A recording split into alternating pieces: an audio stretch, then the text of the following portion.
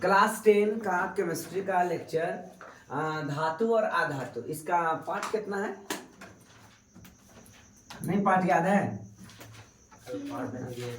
Part 4 5 6 7 part होगा ना? हाँ 8 11 पार्ट 11 आज है, ठीक है ना? अब वीडियो अभी तक 4 ही को डाला है, सब तक खत्म हो गया और स्टोरेज वाला हमें पार्ट चाहिए। चलिए खैर, तो पिछले क्लास में जैसा कि हमने देखा था, ये टॉपिक तो पढ़ा दिया था, सक्रियता श्रेणी में जो सबसे नीचे आने वाली धातु है उसका निष्कर्षण में कोई ज्यादा भारी नहीं है। गर्म कीजिए अलग हो जाएगा, ठीक है ना? यानी अयस्क से गर्म करने के बाद अलग हो जाएगा। एक सिनेवार का नाम लिया गया है बच्चे, जो सिनेवार मर्क्यूरिक ऑक्साइड, मर्क्यूरिक सल्फाइड इसको बोलते हैं। क्या बोलते हैं? Mercuric sulphide. इससे मरकरी का निष्कर्षण होता है और मर्क्यूरिक ऑक्साइड के रूप में परिणत हो गया और बाद में फिर से थोड़ा सा और ताप को बढ़ा देंगे तो अलग अलग मरकरी और अलग ऑक्सीजन हो जाएगा। तो इस प्रकार हमने देखा तो कौन कौन धातु को आप आसान विधि द्वारा गर्म मतलब अयस्कों से निष्कर्षण कर सकते हैं। तो आपका Au हो गया, Ag हो गया, Pt हो गया प्लेटिनम और Cu हो गया कॉपर। ये सब धातुओं का निष्कर्षण आप आसानी से, Hg हो गया, ये सब धातुओं का निष्कर्षण आसानी से कर सकते हैं। बस क्या करना है आपको? गर्म करना होगा, समझ में आया ना? गर्म करके आप इस प्रकार से निष्कर्षण कर सकते हैं। आइए यहां से हमें आज का क्वेश्चन पढ़ना था कि सक्रियता श्रेणी के मध्य में स्थित धातुओं का निष्कर्षण कैसे किया जाएगा। सक्रियता श्रेणी में धातुओं का निष्कर्षण, आओ कहता है जो मध्य में है, तो मध्य में आपको एक सीरीज बताया गया था कि मध्य में कौन कौन रहेगा, है ना? यहाँ पे देखिए, जैसे ये हो गया sodium, potassium, sodium, calcium, magnesium, aluminium, ये विद्युत अपघटन के सबसे ऊपर वाला है, ठीक है ना? ये क्या है? सबसे ऊपर। फिर जिंक हो गया, आयरन हो गया, पीबी और कॉपर। कॉपर को इसमें भी लिया जाता है, ठीक है ना? जब कॉपर ऑक्सीजन मतलब कॉपर ज्यादा खराब होगा ना तो इसमें, चलो कॉपर, HgAu, ये सब Pt इसमें आएगा कम वाला में। और बीच वाला में क्या क्या हो गया? Zinc, iron, PB, zinc, iron, PB. याद रखिएगा, जिंक, आयरन, पीबी। अगर इसका निष्कर्षण करना हो तो हम जो मेथड अभी अपनाएंगे उसी को आपको ध्यान में रखना होगा, ठीक है ना? यही आपको मध्य में स्थित धातुओं का निष्कर्षण। जैसे सक्रियता श्रेणी के मध्य में स्थित धातुएं कौन कौन सा होता है भाई? तो आयरन, जिंक, लेड, कॉपर, है ना? कॉपर को दोनों कैटेगरी में भी रखा जाता है, बताया था ना? ये कहता है आदि क्रियाशीलता मध्य में होते हैं। इसकी क्रियाशीलता ना तो पूरा कम हो ना तो पूरा हाई। इसका जो रिएक्शन की दर है वो धीमी प्रोसेस है ना? और जो हाईली रिएक्टिव था उसका रिएक्शन का दर फास्ट था। समझ में आ रहे बच्चे?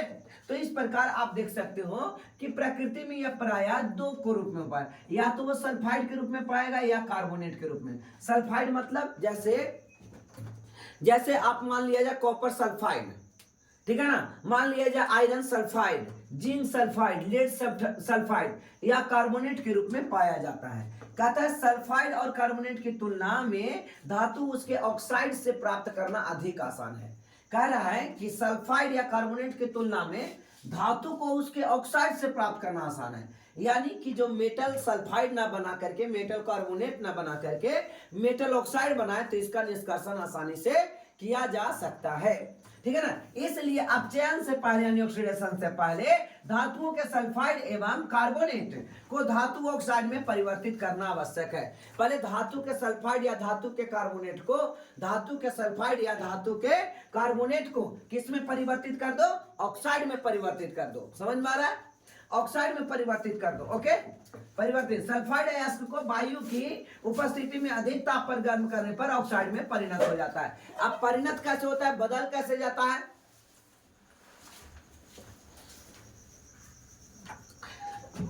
देखिए बदल कैसे जाता है। कह रहा है कि सल्फाइड, धातु के सल्फाइड या धातु के बताइए कार्बोनेट को पहले आप धातु के ऑक्साइड में बदलो। या बैठो, धातु के किस में बदलो?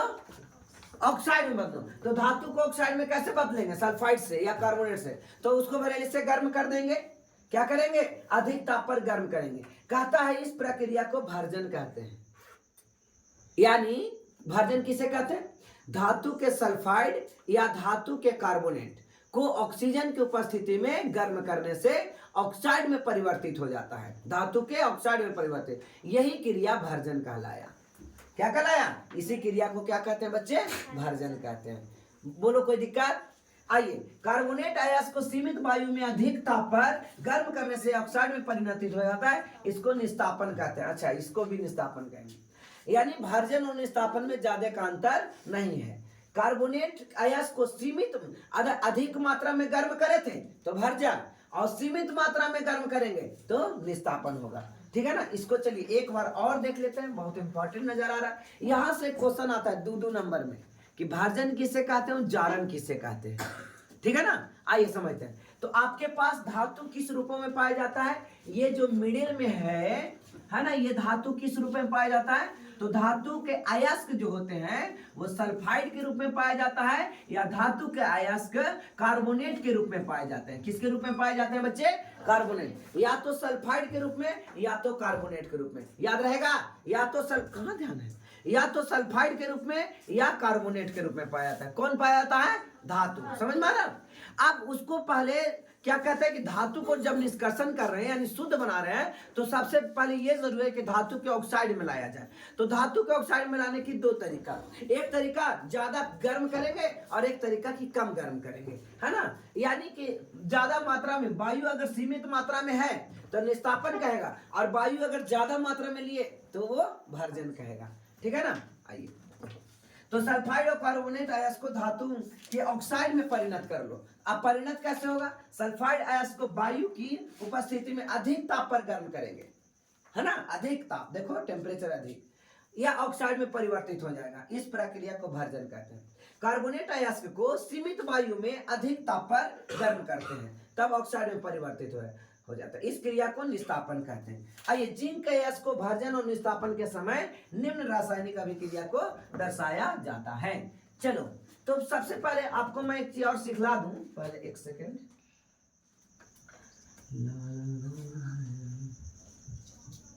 इसको आप लोग कुछ डिलीट कर दिया कि पीछे वाला, है ना, जिससे कि परेशानियां न आए। कहाँ चलो गया जी?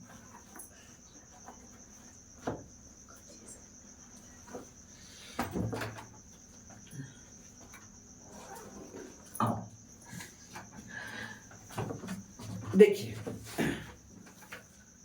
आपके पास मध्य क्रियाशील श्रेणी के जो धातु है उसका नाम क्या है? ए लड़की, कहाँ देखते हैं यार?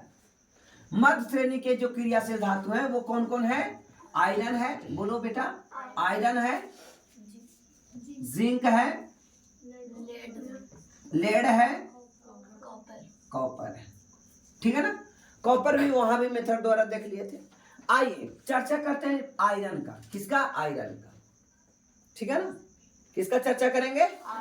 आयरन का। आयरन को गर्म करेंगे। Fe को क्या करेंगे? गर्म करेंगे। गर्म किस में होगा? ऑक्सीजन में। क्या बनाएगा? Fe3O4 बनाता है। क्या बनाता है बच्चे? Fe3O4 बनाता है। ठीक है ना? अब सबसे पहले जो आयरन जो है ना, ये सल्फाइड या कार्बोनेट के रूप में रहेगा। इसको एक पार्ट आपने अलग कर लो। अभी किसके रूप में रहेगा? आयरन सल्फाइड के रूप में रहेगा। किसके रूप में रहेगा? या तो सल्फाइड के रूप में या कार्बोनेट के रूप में, CO3। अगर सल्फाइड के रूप में रहेगा तो कैसे बनेगा? FeS, और अगर कार्बोनेट के रूप में रहेगा FeCO3, क्योंकि इसका ही वैलेंसी 2, इसका ही वैलेंसी, इसका वैलेंसी 2, इसका ही वैलेंसी 2। अब इस अयस्क को ऑक्सीजन के साथ अभिक्रिया कराएंगे। इस अयस्क को ऑक्सीजन के साथ अभिक्रिया कराएंगे। ठीक है बच्चे? तो सल्फाइड को ऑक्सीजन में, तो ये क्या बन जाएगा? Fe, आयरन और ऑक्साइड बनेगा, और ये भी आयरन और ऑक्साइड बनेगा, यानी दोनों क्रिया में ऑक्साइड बन जाएगा। अब अगर अमाउंट अगर प्रचुर मात्रा में लिया गया, हवा है ना उपस्थिति में, हवा की उपस्थिति में, और ताप कस के दिया गया, तो ये किस में बदल जाएगा? इस क्रिया को क्या कहेंगे? भार्जन कहेंगे। और अगर कम मात्रा में ऑक्सीजन देंगे और ताप ज्यादा देंगे तब ये निस्तापन कहलाएगा। भार्जन और जारन दोनों एक के होता है, समझे? आइए इस प्रकार से सल्फर भार्जन क्या है, निस्तापन क्या है, दोनों को समझिएगा। जिंक है सल्फाइड के रूप में, अभी बोले ना जिंक या तो कार्बोनेट के रूप में रह सकता है। Zn का वैलेंसी बोलो बेटा कितना होता है? +2। तो जिंक को जब ये सल्फर के साथ कंबाइन करेगा या कार्बोनेट के साथ, तो जब जिंक सल्फर के साथ बनाएगा तो ZnS बनाएगा। क्या बनाएगा? ZnS। और यहाँ क्या बनाएगा? ZnCO3। क्या बनाएगा बच्चे? ZnCO3। जिंक सल्फाइड और जिंक कार्बोनेट, है ना। अब इसको गर्म करेंगे। आइए अब हमने यहां से क्या ले लिया? Zinc sulphide. क्या लिया? Zinc sulphide. जिंक सल्फाइड को ऑक्सीजन में गर्म करें, है ना। ऑक्सीजन यहाँ प्रचुर मात्रा में लिया जा रहा है, ठीक है, और कस के गर्म किए तो ये ऑक्साइड में परिणत हो गया। किस में बदल गया? परिणत मतलब होता है बदलना, ऑक्साइड में परिणत हो गया। अब निस्तापन क्या है? ताप तो दिए लेकिन ऑक्सीजन प्रचुर मात्रा में नहीं है ना। तो ये भी जिंक सल्फाइड में ही जिंक ऑक्साइड में ही बदल गया। सल्फाइड से कार्बोनेट से किसमें बदल गया? ऑक्साइड में। या सल्फाइड भी यहाँ हो सकता है, ठीक है ना, लेकिन यहाँ पे ऑक्सीजन की प्रचुरता नहीं है। तो ऑक्सीजन की जब प्रचुरता नहीं रहेगी तो निस्तापन कहलाएगा, और ऑक्सीजन ज्यादा मात्रा में रहेगा तो भार्जन कहलाएगा। क्या बच्चे समझ में आया? छोटी सी कॉन्सेप्ट है, उसको आप पकड़िए। जब जिंक के सल्फाइड या कार्बोनेट को, या धातु के सल्फाइड या कार्बोनेट को, बोलेंगे धातु के सल्फाइड या कार्बोनेट को ऑक्सीजन की प्रचुर मात्रा में कस के गर्म किया जाता है, इस क्रिया को भार्जन या जारन कहते हैं। क्या बोलेंगे? भार्जन या जारन कहते हैं। जब हो गया है वो दूसरा, यदि धातु के कार्बोनेट या सल्फाइड गैस को ऑक्सीजन के कम मात्रा में कस के गर्म किया जाता है या ऑक्सीजन के अनुपस्थिति में गर्म किया जाता है, तो इसको निस्तापन कहेंगे। याद हो गया? कब भार्जन होगा और कब जारन होगा, कब भार्जन जारन एक ही चीज है। निस्तापन कब होगा, भार्जन कब होगा, समझ में आया? गर्म तो दोनों स्थिति में करना है, बस याद रखना है किस में ऑक्सीजन एक में रहेगा और एक में ऑक्सीजन नहीं रहेगा। अगर ऑक्सीजन रहेगा तो उसको भार्जन कहेंगे, और ऑक्सीजन नहीं रहेगा तो उसको निस्तापन कहेंगे। देखिए बेटा, यहाँ ऑक्सीजन है तो ये भार्जन कहलाया, यहाँ ऑक्सीजन है नहीं तो ये निस्तापन कहलाया। दोनों सिचुएशन में जिंक ऑक्साइड ही बदल रहा है। दोनों सिचुएशन में क्या हो रहा है? जिंक ऑक्साइड ही परिणत हो रहा है, ठीक है। आइए इसके बाद कार्बन जैसे उपर्युक्त उपचायक का उपयोग कर धातु के ऑक्साइड से धातु प्राप्त किया जाता है। धातु के ऑक्साइड से कार्बन लगा देंगे, चारकोल कोल, ठीक है ना। जब चारकोल इसमें रिएक्शन करवाएंगे चारकोल के साथ तो ये अलग अलग हो जाएगा और कस के धुआं देगा, है ना। और ये धुआं कार्बन मोनोऑक्साइड गैस के रूप में परिणत होगा। किसमें? तो प्राप्त जिंक ऑक्साइड, प्राप्त जिंक ऑक्साइड। ये तो हटा लेंगे, सल्फर डाइऑक्साइड गैस है, ये तो बाहर हो जाएगा, समझ में? कार्बन डाइऑक्साइड है, ये तो बाहर हो जाएगा, बाहर हो जाएगा ना। बच गया क्या हमारा? ऑक्साइड। क्या बच गया? ऑक्साइड। अब इस ऑक्साइड के, मेटल ऑक्साइड को क्या करेंगे? कार्बन के साथ रिएक्शन करेंगे। सॉलिड कार्बन, कार्बन मतलब कोयला, कोयला के साथ रिएक्शन करवाएंगे तो इससे एकदम फ्रेश जिंक निकल जाएगा और अलग हो जाएगा कार्बन मोनोऑक्साइड। अलग क्या हो जाएगा? Carbon monoxide. यही प्रोसेस दोहराई जाती है और यहां से जिंक के सल्फाइड और जिंक के कार्बोनेट से जिंक ऑक्साइड में परिणत करके जिंक निकल गया। पूरा कहानी मैं एक समझाता हूं, ठीक है ना। ये पूरा आप कहानी समझाते हैं कि क्या क्या घटनाएं कैसे कैसे घटती है। सबसे पहले तो ध्यान में हमको ये करना है कि जो बीच श्रेणी के, अरे तनी सुघासा के जाओ ना रे,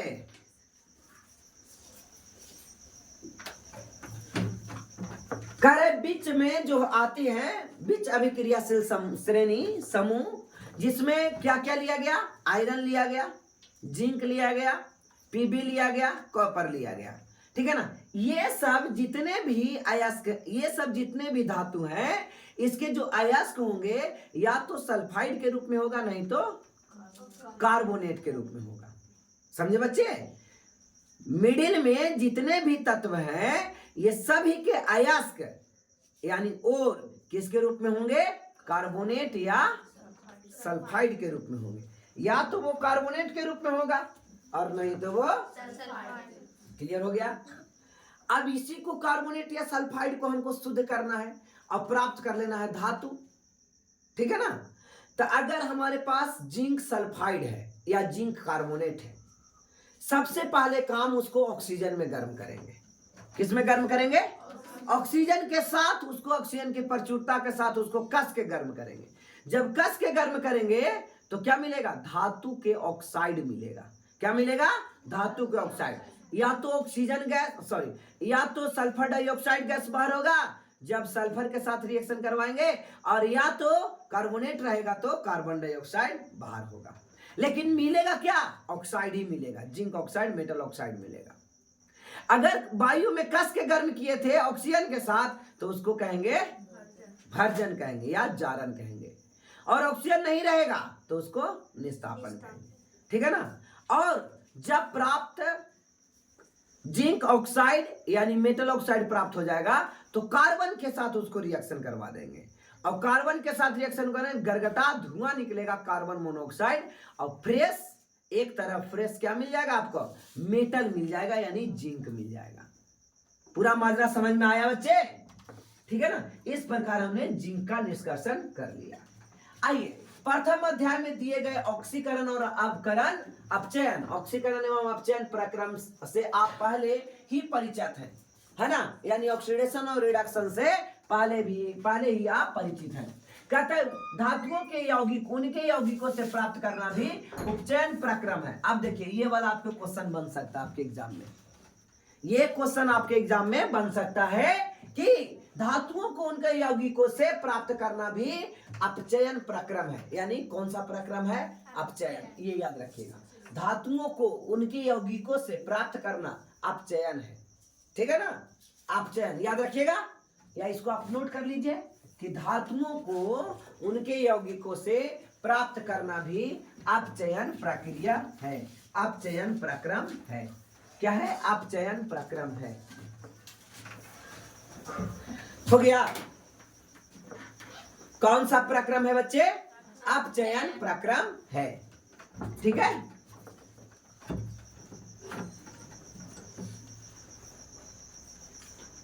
चलिए हो गया। अपचयन प्रक्रम है। यहां से 1 नंबर का ये क्वेश्चन बनेगा कि कौन सा धातुओं को उनके यौगिकों से निष्कर्षण की क्रिया अपचयन है या उपचयन है? तो आप बोलोगे सर अपचयन है। क्या ये? अपचयन है। आइए कार्बन यानी कोयला, कार्बन यानी कोयला का उपयोग कर धातु के ऑक्साइड को धातु में अपचयन करने के अलावा विस्थापन अभिक्रिया भी उपाय किया जा सकता है। अत्यधिक अभिक्रियाशील धातु जैसे सोडियम, पोटेशियम, कैल्शियम, एल्युमिनियम का उपचायक के रूप में उपयोग किया जा सकता है, क्योंकि ये निम्न अभिक्रियाशील वाले धातुओं के यौगिक को विस्थापित कर देगा। क्योंकि उच्च वाला है तो इसको क्या कर देगा? हटा देगा। यानी इस अभिक्रिया को भी आप अपना सकते हैं। कार्बन न रहेगा तो हम जब नीचा वाला आप धातु का निष्कर्षण कर रहे हो, बीच वाला, तो उच्च वाला को साथ में जो कोयला लिए थे ना उसके जगह पर सोडियम मिला देंगे, तो सोडियम क्या उसके साथ रिएक्शन कर देगा, उसको बाहर कर देगा, ठीक है। तो बाहर कर देगा यानी फ्रेश मटेरियल तैयार हो गया, ठीक है ना। जैसे उदाहरण के लिए जब मैग्नीज डाइऑक्साइड को एल्युमिनियम के चूर्ण के साथ अभिक्रिया करवाया था तो मैग्नीज डाइऑक्साइड क्या करेगा? मैग्नीशियम है, एल्युमिनियम ज्यादा है और मैग्नीशियम कम क्रियाशील है। आप देख रहे हो ना, एल्युमिनियम क्या है बच्चे? एल्युमिनियम क्या है? ज्यादा क्रियाशील है और मैग्नीज क्या है? कम क्रियाशील है। तब मैग्नीज की ऑक्साइड प्राप्त होगा। मैग्नीज का ऑक्साइड तो रहेगा, हमने सल्फाइड या कार्बोनेट से मैग्नीज का ऑक्साइड प्राप्त कर लिए और लास्ट में कार्बन के जगह पर एल्युमिनियम डाल दिए। क्या डाल दिए? एल्युमिनियम। अब ये कौन सा रिएक्शन हो गया? विस्थापन अभिक्रिया हो गया, सिंगल डिस्प्लेसमेंट रिएक्शन, है ना। Single displacement reaction. ये क्या करता है, ये हाईली रिएक्टिव है, जाके ऑक्सीजन के साथ कंबाइन कर लेगा। मैग्नीज की कहे तू सक यहाँ से, है ना। अल्युमिनियम ऑक्साइड बना लिया यहाँ, देखिए बन गया ना। ये अल्युमिनियम ऑक्सीजन के साथ अभिक्रिया किया और मैग्नीज को बाहर कर दिया। अरे बाहर हो गया तब मैग्नीज हो गया, है ना। इधर उष्मा है तो उष्मा क्षेपी अभिक्रिया है कि उष्मा शोषी अभिक्रिया है, उष्मा क्षेपी अभिक्रिया, क्योंकि इस रिएक्शन के फलस्वरूप उष्मा निकल रहा है और जब उष्मा निकले तो उष्मा क्षेपी अभिक्रिया कहलाएगा। बच्चे समझ में आया। इस प्रकार से आप बिल्डिंग वेल्डिंग करते देख रहे हो, आपको यहाँ पे रेल की पटरियों में बिल्डिंग करते नजर आ रहा है। कहता है यह विस्थापन अभिक्रिया अत्यधिक उष्मा क्षेपी होती है। देखिए आपको यहाँ पे बता दिया ना, है ना। विस्थापन अभिक्रिया क्या होती है, या कहता है इसमें उत्सर्जित उष्मा की मात्रा इतनी अधिक होती है कि धातु गलित अवस्था में प्राप्त होती है। जब बिल्डिंग वेल्डिंग करता है ना इसी विधि द्वारा तो लोहा को गला देता है। देखो बिल्डिंग करेगा तो लोहा को गला देता है। वास्तव में आयरन ऑक्साइड यानी Fe2O3 के साथ अल्युमिनियम की अभिक्रिया कराने से रेल की पटरी या मशीन के पुर्जों में दरार को जोड़ने के लिए किया जाता है। यानी उसमें क्या क्या चीज मिला रहता है, तो Fe2 यानी आयरन की ऑक्साइड रहता है और अल्युमिनियम दोनों मिला करके रहता है। और देखिए दोनों मिला करके रहा, जिससे क्या हो गया, प्रचुर आयरन जुट गया, अल्युमिनियम ऑक्साइड बाहर हो गया, आयरन जुट गया, आयरन से उसका बिल्डिंग हो गया और उष्मा अलग हुआ। कितना हीट निकलता है, बिल्डिंग हुआ, छुइएगा पता चल जाएगा आपको, समझ में आ रहा है ना। तो इस प्रकार से क्या कहता है, आयरन के ऑक्साइड को जब अल्युमिनियम के साथ, तो ये हाईली रिएक्टिव है ना, ये ज्यादा रिएक्टिव है और ये कम रिएक्टिव है। तो ये क्या करेगा, अल्युमिनियम ऑक्सीजन के साथ अभिक्रिया कर लेगा और आयरन को बाहर कर देगा। अल्युमिनियम ऑक्साइड बना दिया, या आयरन को बाहर कर दिया। अच्छा आप बच्चे, अब ये कौन सा अभिक्रिया हो गया, इधर उष्मा लगा हुआ है, कौन, उष्मा क्षेपी अभिक्रिया, यानी इसमें उष्मा क्षेपी अभिक्रिया होता है। अच्छा इससे आपको क्या शिक्षा मिला कि अगर आपका पहला चैप्टर कमजोर है, दूसरा चैप्टर कमजोर है, तो आप इसको हैंडल नहीं कर सकते, है ना। बताइए आ रहा है ना सारा रिएक्शन। हाँ चौथा बड़ा आसान पड़ेगा, चौथा में आपको कोई टेंशन नहीं आएगा। अब लास्ट बचा है सक्रियता श्रेणी में सबसे ऊपर स्थित धातुओं का निष्कर्षण। हमने कम वाला को देखा निष्कर्षण करते हुए, बीच वाला को देखा, अब देखते हैं सबसे ऊपर वाला को। क्या कम वाला कैसे हुआ, ज्यादा कुछ नहीं, उसको गर्म कीजिए अलग हो जाएगा।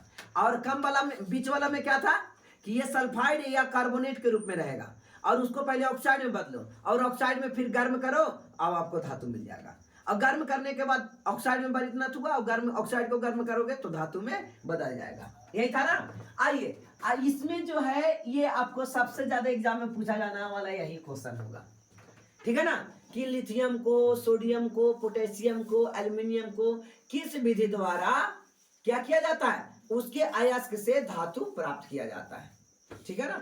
अयस्क से धातु प्राप्त कहता है अभिक्रियाशीलता श्रेणी में सबसे ऊपर स्थित धातुएं अत्यंत क्रियाशील होती है। हवा में लाइए जल जाएगा, ठीक है ना, इसके बाद पानी में डालिए वहां भी जल जाएगा।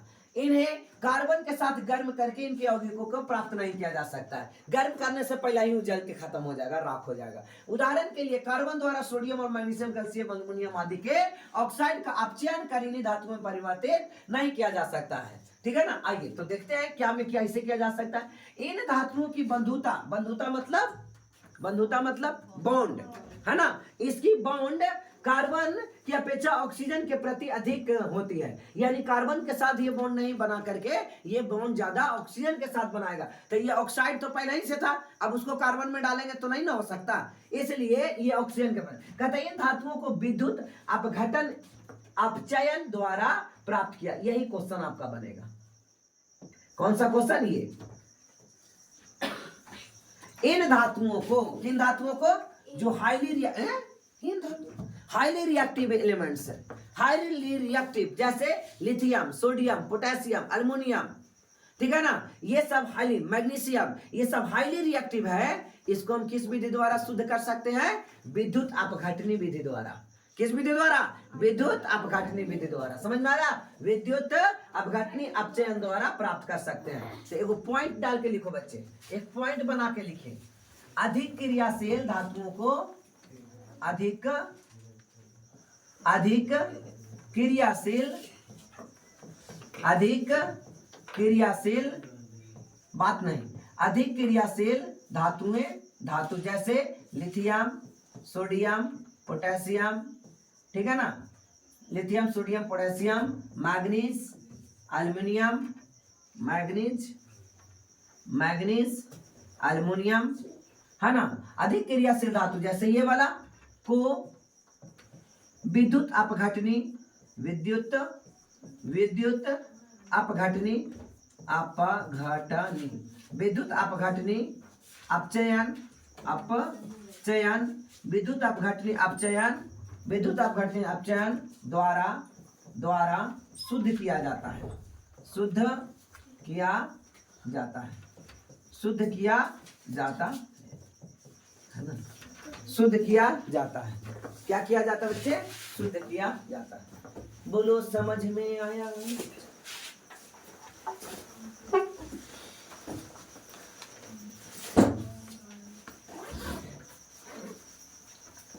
लिखिए, अधिक क्रियाशील धातु जैसे lithium, sodium, potassium, magnesium, aluminium को विद्युत अपघटनी अपचयन द्वारा विधि, अपचयन विधि द्वारा, विधि लिख लीजिएगा, अपचयन विधि द्वारा शुद्ध किया जाता है, अपचयन विधि द्वारा शुद्ध किया जाता है।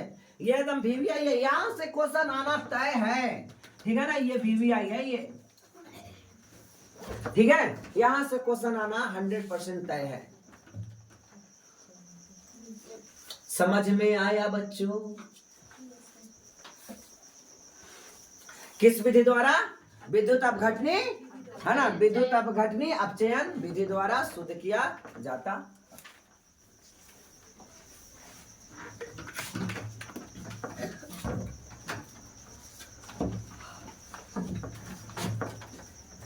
तो बोलो सियावर रामचंद्र की जय। कहता है आगे, देखो बच्चे, कहता है क्या? विद्युत अपघटनी विधि द्वारा उसको क्या किया जाता है? शुद्ध किया जाता है। क्लियर है ना? कहां थे? हाँ, परिणत कहां गए? हाँ, प्राप्त किया है। उदाहरण के लिए सोडियम, मैग्नीशियम, कैल्शियम, उनके गलित क्लोराइड को विद्युत अपघटन से प्राप्त किया जा सकता है। कैथोड, कैथोड ऋण आवेशित इलेक्ट्रोड और धातु निषेचित हो जाती है। एनोड धन आवेशित, है ना। ये तो आपको पहले पढ़ा चुके थे, याद आ रहा है?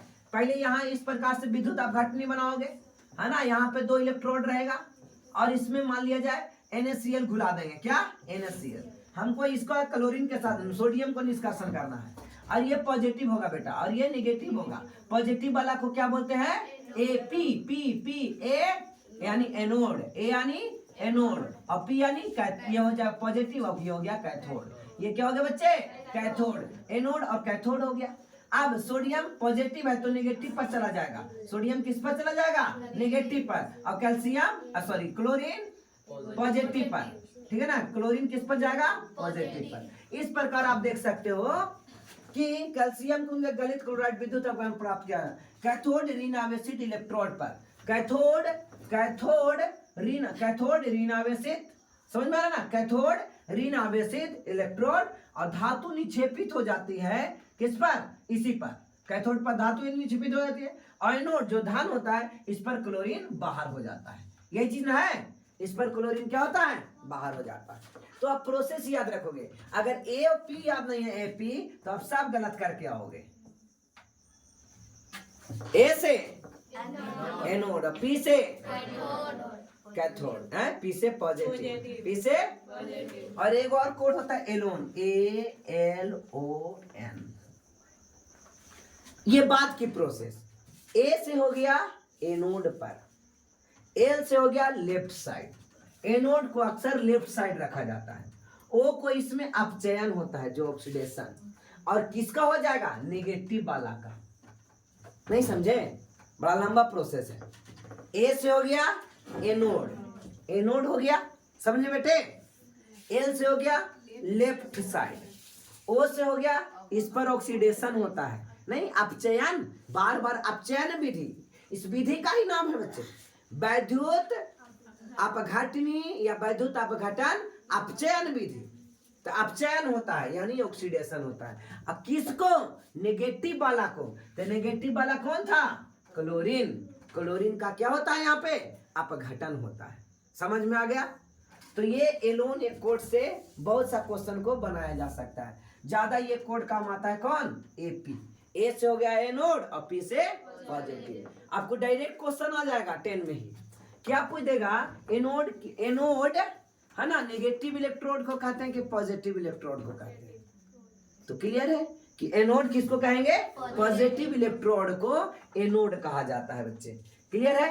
इस प्रकार से धातुओं को क्या कर दिया गया, परिसंस्करण कर दिया गया। कहता ऊपर वर्णित विभिन्न उपचयन प्रक्रमों से धातु को पूर्ण रूप से शुद्ध नहीं होता, इसमें अपद्रव्य होते हैं, यानी अभी भी अशुद्धि। अपद्रव्य मतलब अशुद्धि, जिन्हें हटा करके शुद्ध धातु प्राप्त किया जाता है। धातुओं से अपद्रव्य हटाने की सबसे अधिक है ना प्रचलन विधि है विद्युत अपघटनी परिसंस्करण विधि, यानी अंतिम में सब में विद्युत अपघटन लगाना ही पड़ेगा, क्योंकि यह धातु है इसलिए। विद्युत अपघटन परिसंस्करण, परिष्करण ये क्या है, जो पहले कहानी इतना देर से सुनाया वही कहानी है विद्युत अपघटन। कहता है कि जिंक हो, कॉपर, जिंक, टिन, निकल, सिल्वर, गोल्ड आदि जैसे अनेक धातुओं का परिष्करण विद्युत अपघटन द्वारा किया जाता है। इस प्रक्रम में पहले तो देखिए आपको धातु मिला, लेकिन धातु अभी भी पूरा शुद्ध नहीं है। जैसे कॉपर मिला, लेकिन कॉपर अभी पूरा शुद्ध नहीं है ना। उसको शुद्ध करने के लिए अंतिम बार फिर से इलेक्ट्रोलाइसिस करना ही पड़ेगा, यानी विद्युत अपघटन करना ही पड़ेगा। समझ में ना। अशुद्ध धातुओं को एनोड, अशुद्ध धातुओं है ना पतली परत कैथोड पर बनाया जाता है, यानी सिमिलरली वही प्रोसेस है। धातु के लवण विलयन का विद्युत अपघटन का उपयोग करता है, इसके अनुसार देख सकते हैं है ना, पूरा कहानी वही है। हटाइए आप देखिए, जैसे आपको ये मैं बताने की कोशिश करता हूँ। यहाँ पे एक बनाया गया है एनोड, एनोड यानी पॉजिटिव, लिया गया ना पॉजिटिव बेटा, और कैथोड यानी नेगेटिव। अब बताइए यहां से कॉपर हट करके, ये कॉपर का रॉड रहेगा, कॉपर का हट करके और सब कॉपर इस पर चल जाएगा। क्यों, क्योंकि ये नेगेटिव है, तो पॉजिटिव वाला नेगेटिव की ओर, यानी पॉजिटिव और नेगेटिव के बीच अट्रैक्शन होता है। पॉजिटिव और नेगेटिव के बीच क्या होता है, अट्रैक्शन होता है। तो इस प्रकार से ये हो गया, ठीक है ना। वो बहुत दिन से नहीं आ रहा यार, मनसू के चचेरा भाई, क्या नाम था उसका, हाँ कहाँ है वो, घर नहीं है तब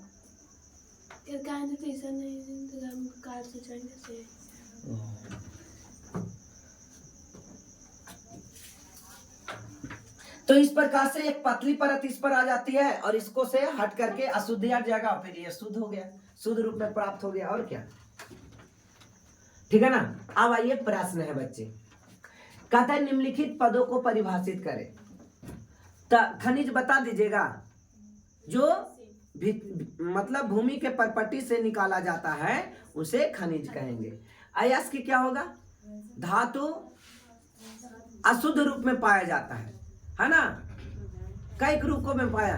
धातु के अशुद्ध को गैंग कहते हैं, लेकिन धातु जो अशुद्ध रूपों में पाया जाता है उसको अयस्क कहते हैं, और जो उसमें अशुद्ध है उसे गैंग कहते हैं।